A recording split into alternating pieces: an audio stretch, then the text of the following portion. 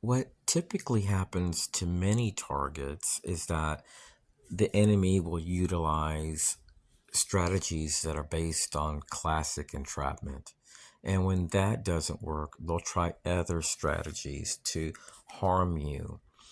Typically, from what I've seen, they utilize institutional entrapment. Institutional entrapment is a broader form of entrapment where systems or agencies create conditions that lead individuals into legal or reputational jeopardy. Also, constructive entrapment. It's a theory where the state indirectly causes someone to commit an act through systematic harassment and manipulation. They put so much pressure on the target because the target goes to cops, they go to politicians, they go to the municipality, they go to FEMA, DHS, and everybody says we're not going to help, even the FBI. When you see something like that, and you see the local, like state government agencies, a municipality, no one's helping, I felt that would line up with constructive entrapment. Then we have pretextual policing. So many targets will experience targeting from a variety of partners, and when it involves pretextual policing, law enforcement uses minor infractions or fabricated justifications to initiate surveillance or targeting. And pattern targeting is commonly noticed. It's a strategic repetition of tactics across jurisdictions, often revealing institutional support. You may notice that some of these groups may utilize terms like service above self, but they enact harm under the false guises of protection, exposing their own contradictions.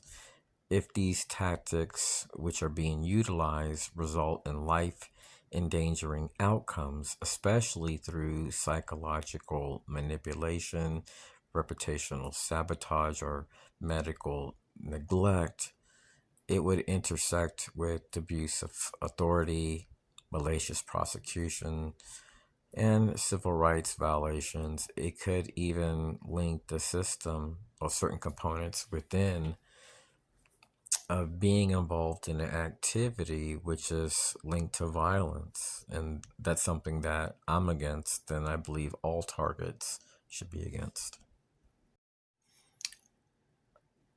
When the targeted individual seeks help and realizes that there is none by any national security partner, then national security partners clearly are utilizing their status as a shield, as a tool of concealment, and in some cases, potentially for false flag activities conducted on a micro scale. So, localized incidents are sometimes framed or manipulated to justify surveillance or suppression. Once they slap a label on you, it justifies targeting you. And then once you expose the targeting and ask for help, then the same people will pretend as if they care. And you'll notice people that may give you this assumption they're looking out, but they're really not.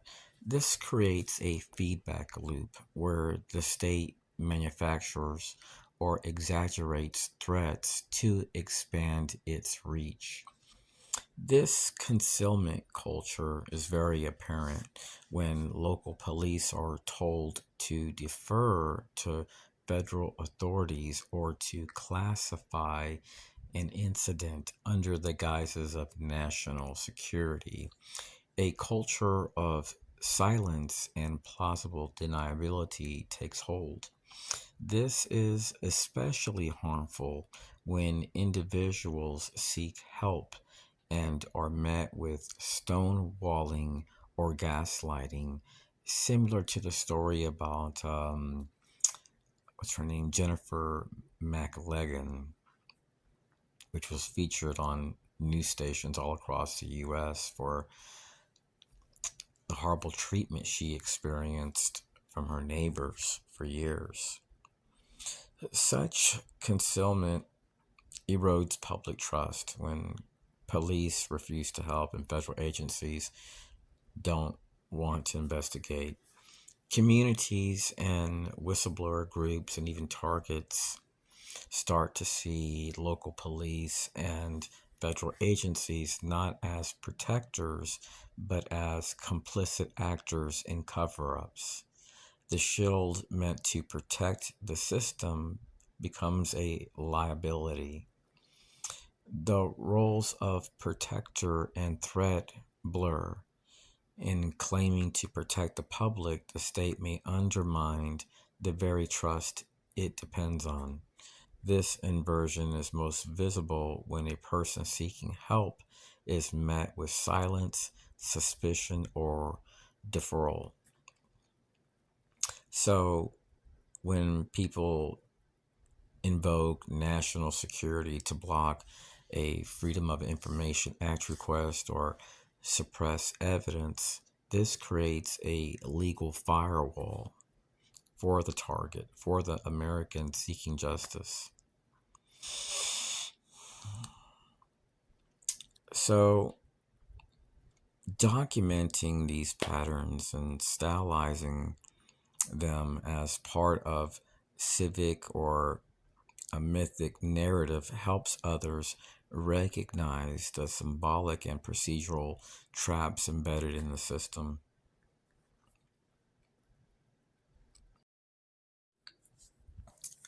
Madness is utilized as a weapon in targeting and also for false flag operations.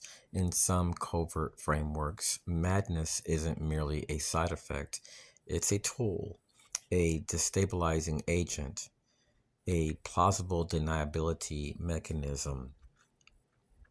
So they utilize a patsy as a vessel. The patsy is often selected not for what they've done, but for what they might do or appear to have done. Their instability becomes the perfect smokescreen. Their confusion, their contradictions, their unraveling, these are not bugs in the system, they are features. When the outcome is unclear even to the alleged perpetrator, it fractures the narrative, it muddies casualty. It allows institutions to step back and say, we couldn't have known, while quietly benefiting from the chaos. The life of the patsy becomes collateral, sacrificed, not just in body, but in credibility, memory, and meaning. Their story is overwritten by official scripts, their plea reframed as delusion, their suffering rendered invisible. So there's a hidden hand in this, and in this model based on madness is not just a condition, it's a cultivated state, a fog seeded and stirred by those who need confusion to roll, to rule, because in confusion, power hides best.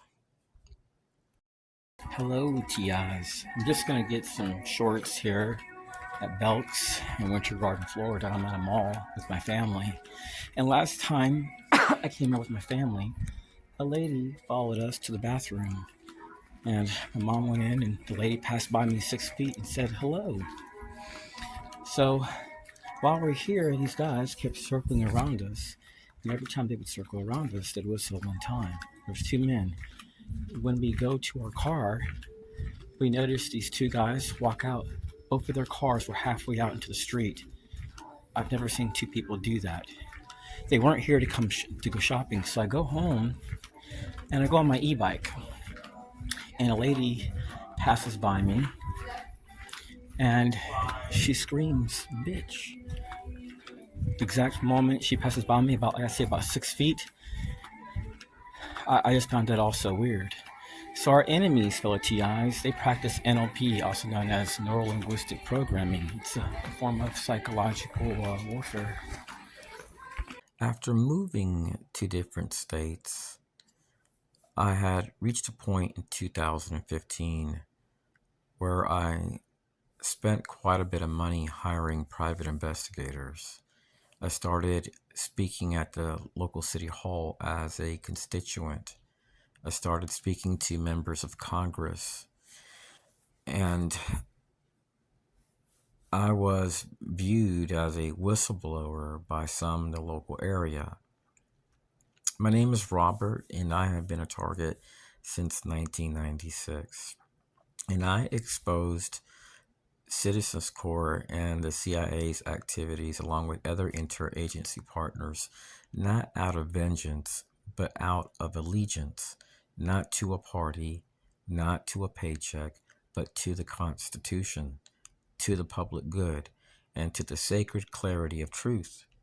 In this moment, we must draw a line between true patriots and false ones. A true patriot is faithful to the Constitution, to public good, and ethical transparency. A false patriot, their thing is secrecy, power consolidation, and institutional denial. A true patriot defends truth even when inconvenient. A false patriot silences truth, especially when inconvenient. A true patriot builds public trust and reform. A false patriot erodes public trust through fear and suppression. A true patriot supports people being a beacon of civic courage. A false patriot is a masked agent of institutional decay. Those who target whistleblowers are not patriots. They are hollow patriots, figures who wear the flag and who have it outside their homes on a pole, but fear the truth it's meant to protect. They are fools of silence, mistaking obedience for honor and violence for loyalty. They are the inverted oath, where the promise to serve becomes a weapon against those who uphold it. And behind them, behind the mask and medals and brotherhoods, lies doctrine. The theater of necessity, where harm is staged, not to protect the people, but to manipulate them. The doctrine of the disavowed, where agents are trained to vanish into myth, leaving no fingerprints, only fear. The sacrificial optic, where public pain is weaponized to manufacture consent, and silence is sold as safety. These aren't conspiracy theories, they are documented tactics, false flag operations, psychological warfare, and perception management used to discredit, isolate, and destroy those who speak inconvenient truths.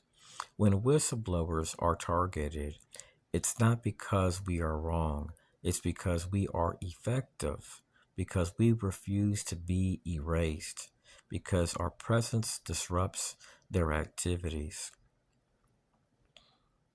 You can be a guardian of truth or a ghost of obedience. You can honor your oath or become its inversion, but you can't do both. The most suicidal and most terroristic threats that we will face, fellow TIs, hide behind our flag, and they utilize our nation as a pawn. I've dealt with Freemasons, hordes of Jewish people in every state, and I have serious evidence.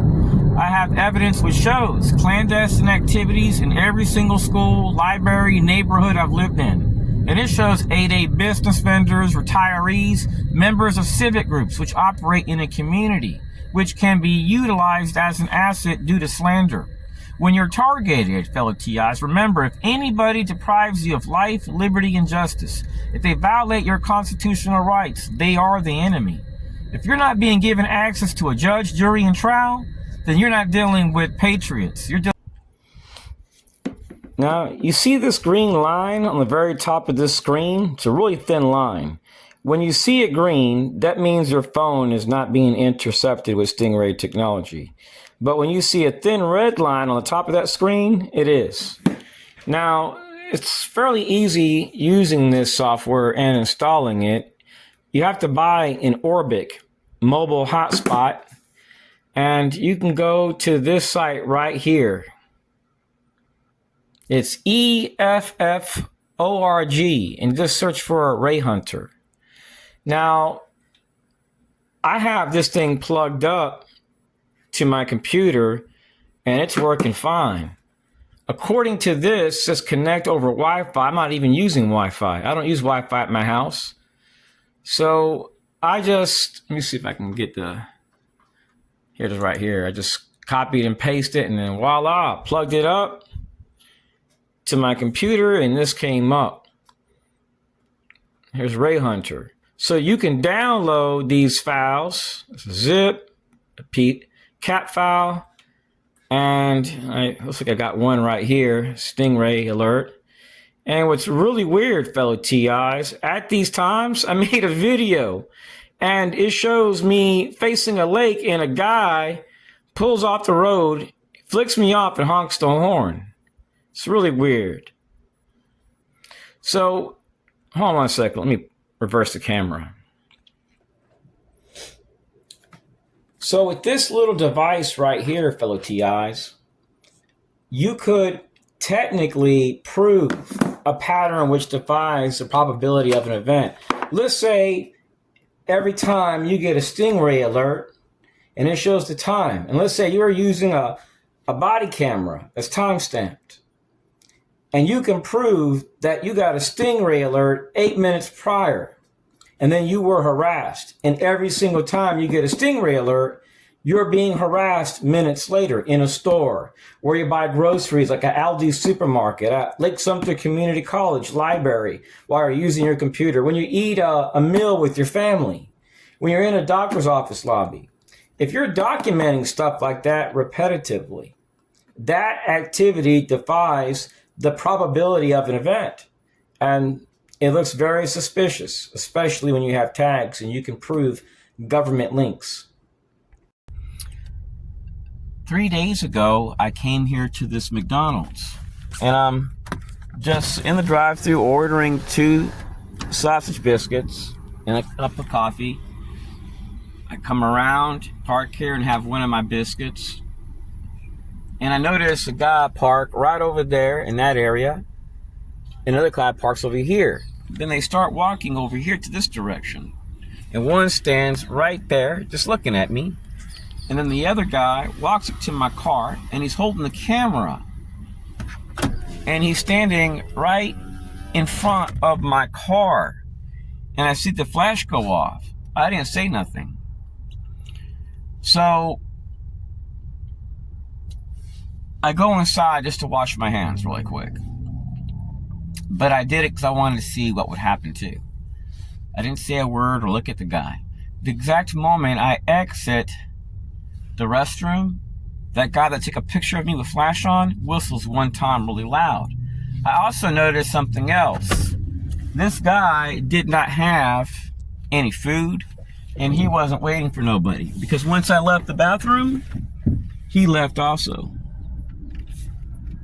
So sometimes the enemy may do little skits like that to get your attention. And they may do stuff like that many, many times. And they may do it when you're with your family. You know why?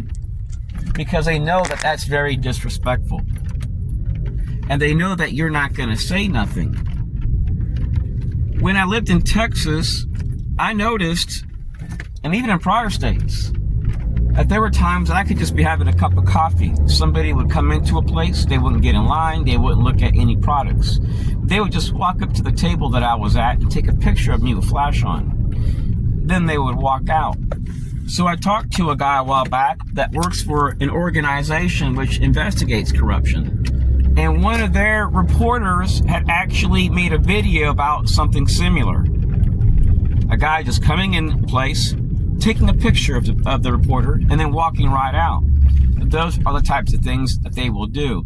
Sometimes this is a way to collect, because if they can prove that they were there in front of you and took a picture of you, they can prove that they actually did something. So this is an illegal method to violate your rights. They're not there to solve crime or stop an incident or promote public safety. It's all a scam. If you're being harassed where you eat with your family, and you're noticing when you exit places, these people are just, they arrive as you do, they linger around the doors, and then the exact moment you exit, they do a skit, and they leave suddenly. Those are signs. And the enemy wants you to talk about these signs with family, so what happens is it causes them to be sick too. So don't tell your kids about this type of stuff. Now, there have been some people which have murdered perpetrators. Don't go that route either. The enemy's goal is to outsource this stuff to make you sick, so that way you harm the people that are outsourced, and it doesn't come back to the true terror threat. The people behind terrorism, fellow TIs, they're not going to stop. They're going to conduct their activities in a manner based on deniable plausibility. When I arrived here to Florida, I started having encounters with these clandestine perps where I walked, where I parked my car, and after the second week here, I went to Lake Sumter Community College. I've been going there for 6 years. And these guys would come in wearing suits, and then the exact moment I would stand up, they would whistle one time. When I lived in Texas, these people persuaded the librarian in the adult area and the children's area to come my way when I would enter. And the exact moment I would enter, the librarian at the front would whistle one time. Then when I would exit, he'd whistle one time. So I asked him one day, why do you always do this? But you don't do it to other people. And he just told me straight out that I was flagged. That was it. So one day I went with my relative there. And we're in the adult area. And the lady from the children's area walks out of that area and walks up to me, my family, and goes, how can I help you? We're like, excuse me? Then when we walk out, the librarian in the front does the same thing. So what the enemy does is they try to trigger a response. And then I would go out to eat with family, and these people would sit next to my family and do the same crap, not eat or drink, then walk out.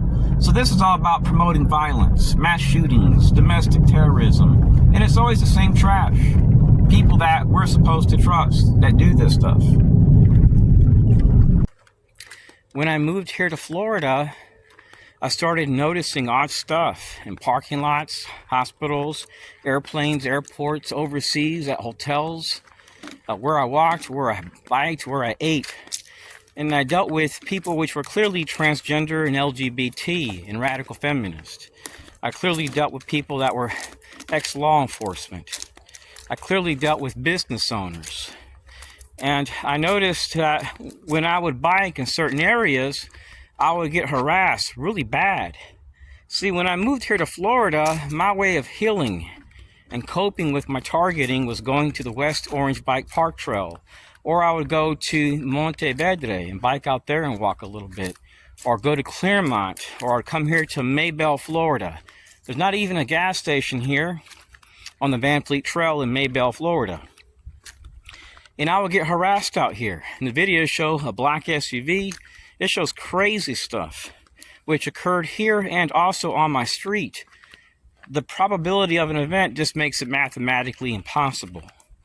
These people even harassed me at a supermarket called Publix in Groveland, Florida, another one in Winter Garden, Florida, and in Tampa, Florida, Fort Lauderdale, even in Savannah, Georgia. And it was every day in Austin, Texas.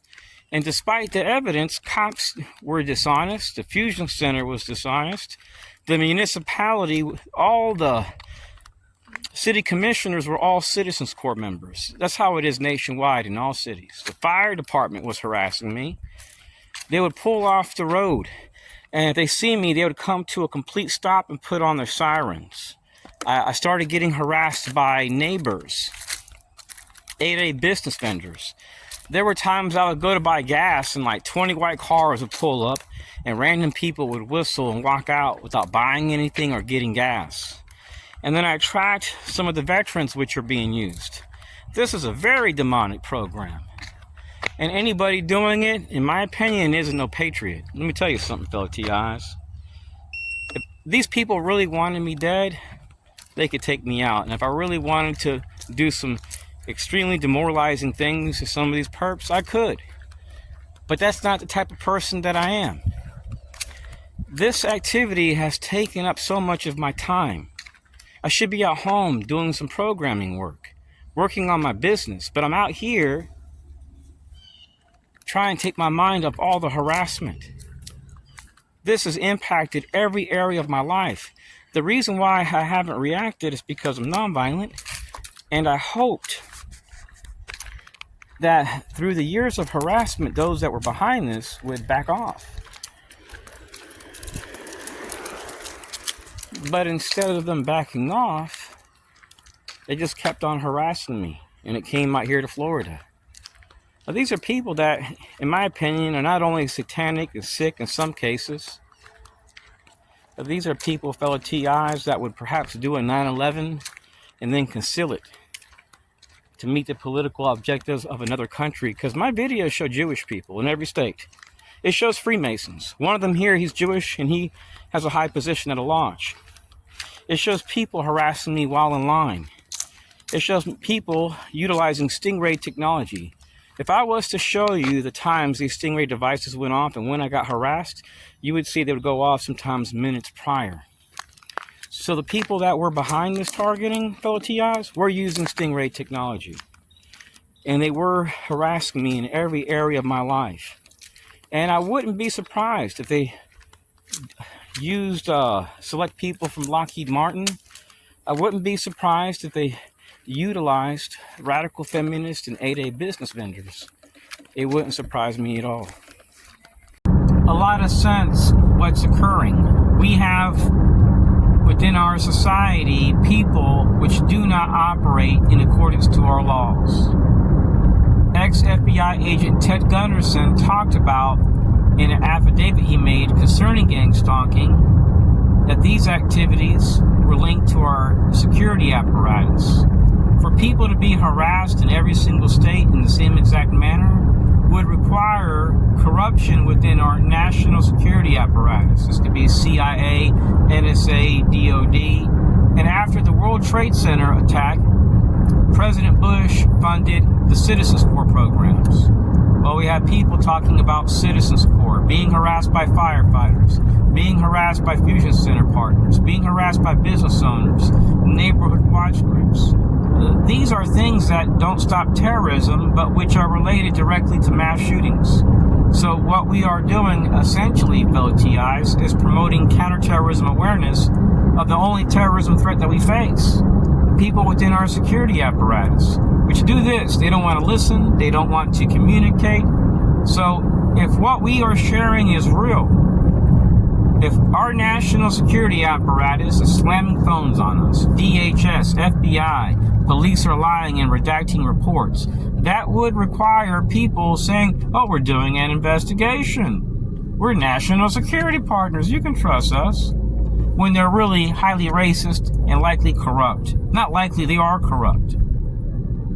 And draining the swamp will not be easy because our perpetrators, they hide behind the corporate sector. I've seen so many fronts, which is very apparent when you see people utilizing U.S. government tags and doing illegal activities. Now imagine, fellow TIs, you're just out here eating with your family. You're getting food from a taco stand, you're at a lake, and you're being harassed while eating a meal. You're being harassed upon arrival to places. That's not counterterrorism work. That's how people get murdered. And they're coming in with groups of people. And then if you go to the municipality, you think they're going to help you? You think if you go to a city hall meeting, they're going to help you? These people, they pay people off. They give them money. I seen it in Colombia. I seen it at the airport. I was at the gift shop, and this guy gives a stalker $50. And he's talking to him, and this stalker walks up to me and whistles in my face. They're utilizing people as pawns. And I seen this also in Winter Garden, Florida. Orlando, Florida, where they go into a restaurant talk to a waiter and then you're getting harassed. They're using people that want cash. They're not terrorists, they just want cash. They're using people that just want to be sustained. It's not about patriotism. So the next time you see one of these punks terrorizing your family and harassing you and they have a U.S. flag outside their house, don't believe for a second they're a patriot, because any scumbag can put on a clown outfit and have a U.S. flag outside their facility or their house. Some of the biggest scumbags that I know, fellow TIs, were the people behind the Russian hoax. They have U.S. flags all outside their facility, all the way around. These were the people that were behind a lot of this false flag stuff. NSA, CIA, and defense contractors. Don't trust a damn one of them until the Constitution is upheld more than a FISA court. When you see that there is no way you can get help, and you're going to the powers that be, and none of them will help you, you're not living amongst friends, you're living amongst foes. If you can get harassed upon arrival to a KFC in Groveland, Florida, or Winter Park, Florida, then you're dealing with enemies. Now, 2 days ago, I went shopping with my family. Now I'm about to go into Publix. It's a supermarket close to my house, just to buy a few things.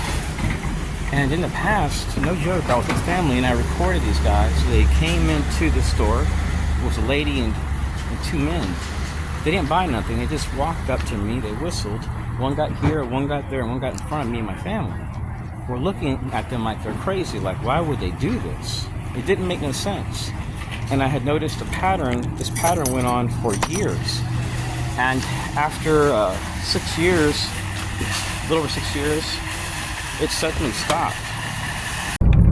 When those which expose the truth are punished, they are no longer being ruled by patriots, but by tyrants, which abuse our system and label bashing community mobbing as counterterrorism work and investigation to bypass people's civil liberties and to ensure that law enforcement conceal these acts. That's how they occur. These acts are done so subtly and for so long that it's nearly impossible now for our Homeland Security, Department of Justice, FBI, NSA, CIA to be able to say it doesn't occur. When there is proof that the government is redacting forms, denying Privacy Act requests for over 2 years, that's not only suspicious, but shows that there's something being concealed. When people go out to eat, shop, buy food, take a bike ride, those aren't times to harass people. And if people are doing that to you, it's because they don't want you to enjoy your environment. They're trying to kill you covertly by making your life miserable and wasting large sums of money to pay people off to drive long distances just to harass you. And they'll use local veterans. This is no joke. They'll use veterans that live in your area. They'll utilize people that are retired military that drink out of VFW or an American Legion, or which have a business at a small business opportunity center.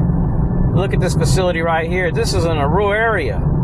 They'll use people, fellow TIs, that would never be suspected of doing anything criminal. It could be a guy that's a landscaper, a Mexican, an Israeli contractor, a radical feminist, somebody that's ex-army and LGBT and cisgender or whatever you call it. You know, just crazy stuff.